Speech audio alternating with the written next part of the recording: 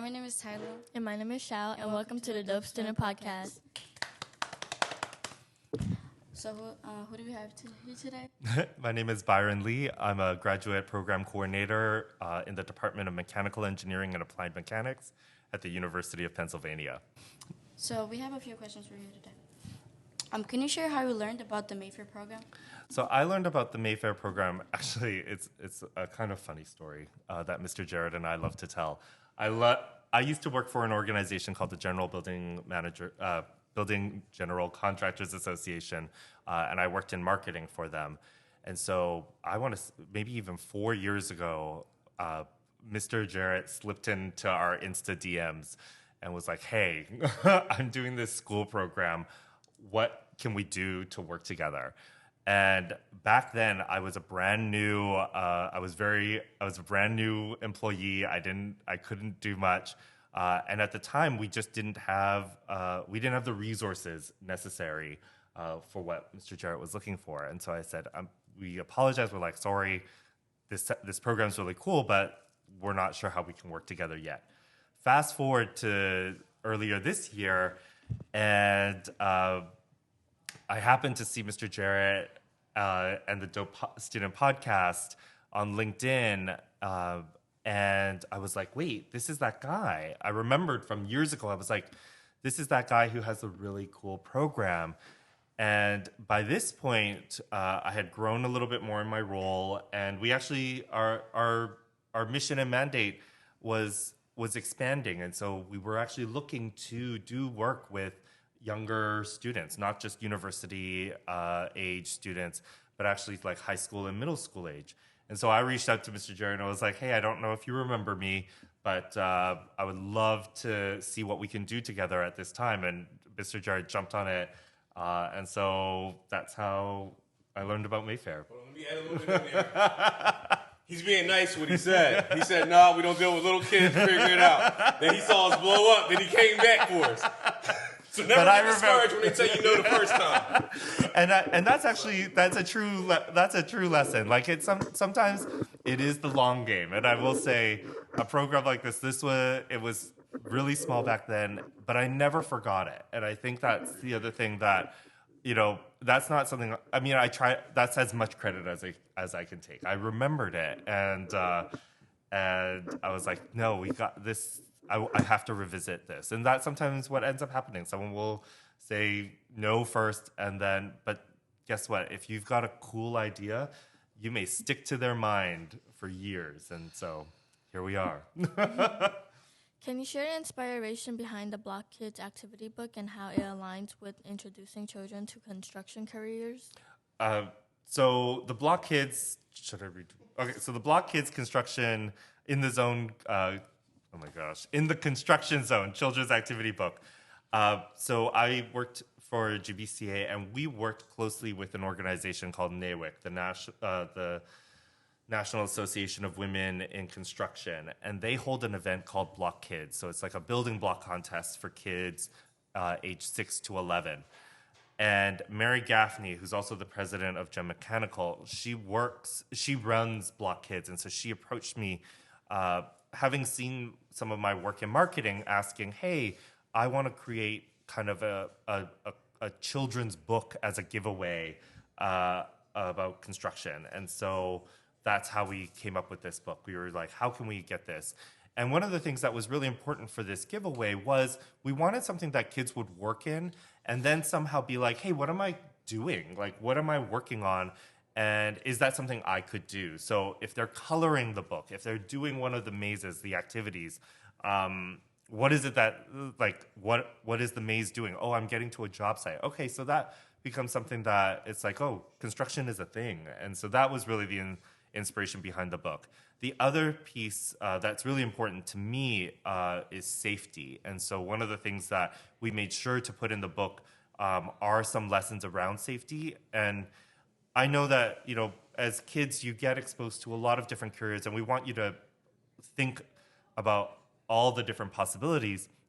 And so actually one of the last two pages are about safety tips that we use on construction sites, but there are ones that we can apply to the home. So they're actually So even if you're not interested in construction, there's still something for you in this book. But also with the reminder that, hey, that lesson came from construction.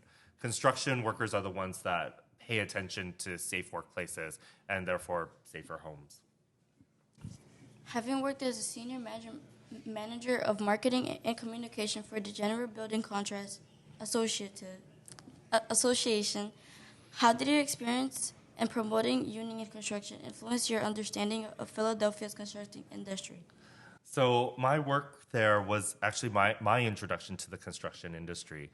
So before, I had been a university professor, so I spent many, many, many years in school. I grew up, no one in my family did construction.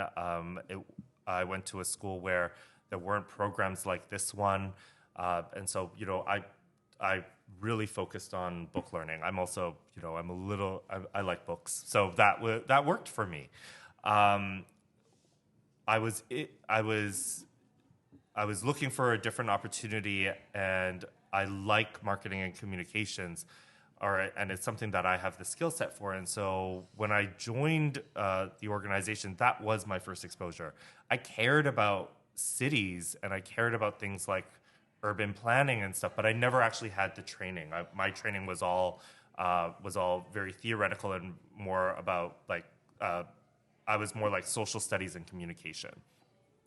And so this work, that was my first exposure. And because I didn't know anything about it, and I'm kind of a book learner, I did everything I could to learn about it. So if I needed to promote something, I wanted to understand why I was promoting it. So I wanted to understand, if I took a picture of a job site, well, what activity are they doing? What is it that they're understanding? Why should I be sharing this information? And then the other piece, as I mentioned, safety is really important to me. So, I cared a lot about how do construction workers get safety information and education, and how do they share that information on the job site? So one of the projects that I was proud of doing was, I created. Not only did I help create a bunch of toolbox talks, which are these short little kind of safety lessons, but I also created a whole QR code campaign so that it would be easier for construction workers to get access to this kind of education on the job site. So it's not papers and binders of information floating around. You emphasized the importance of learning about construction in various school subjects. Could you elaborate on how subjects like math, science, business, and social studies are applicable to construction industry? So I think construction industry is so big. It's not, I think, so what you're doing here in this classroom is part of it, right? So there's the skilled trades. There's people who know how to build things.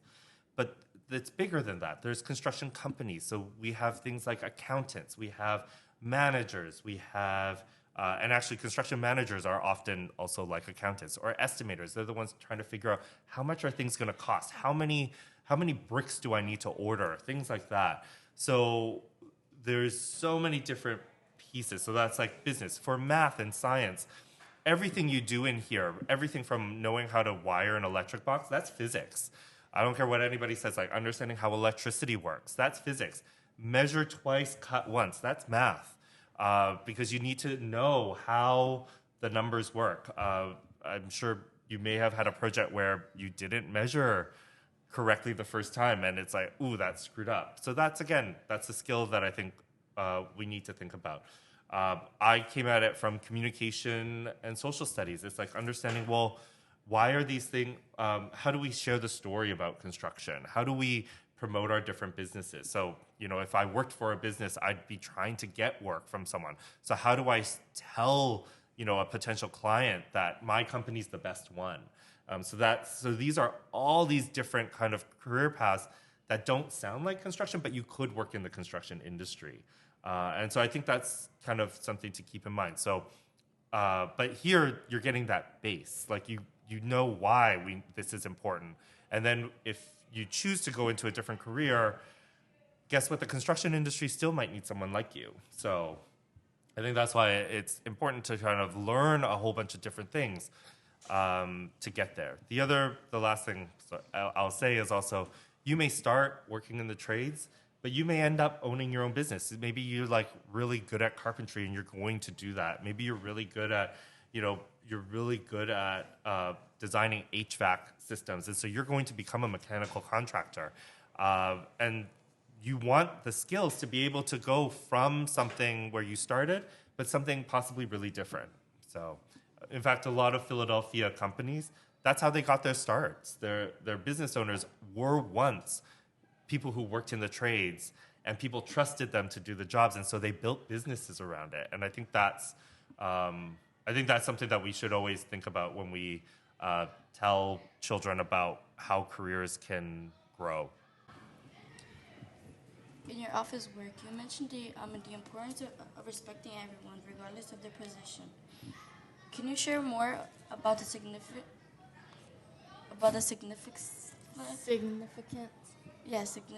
of teamwork and collaboration in an office setting? So I now work in an office. Actually, I've almost always worked in offices, and that's one where you will always work with other people. And similar to the construction site, you have to work together. And so as you mentioned in the question, one of the things I really stress is respecting everybody who's there, because ultimately, yes, we have different positions that may have even different amounts of pay, but at the end of the day, we all need each other. So, and that's something that's really important. I think treating each other with respect is what helps make everything run better, because if you treat people with respect, they're going to want to do better work. They're going to want to do the best thing to contribute to your either office space or job site. And so one of the things I often say is, it doesn't matter if you're the person who empties the garbage, or the person designing the building, or the person, in my case, making the social media posts. We all have a different role to play, and we want everyone to do the best that they can, because if one person slips or doesn't feel valued, then it makes it a lot harder to kind of get the overall goal to succeed. I think it's funny, we see it in a funny way, like on TV contest shows. You always see sometimes they have a group challenge, and the group that fights all the time just doesn't manage to get the final thing.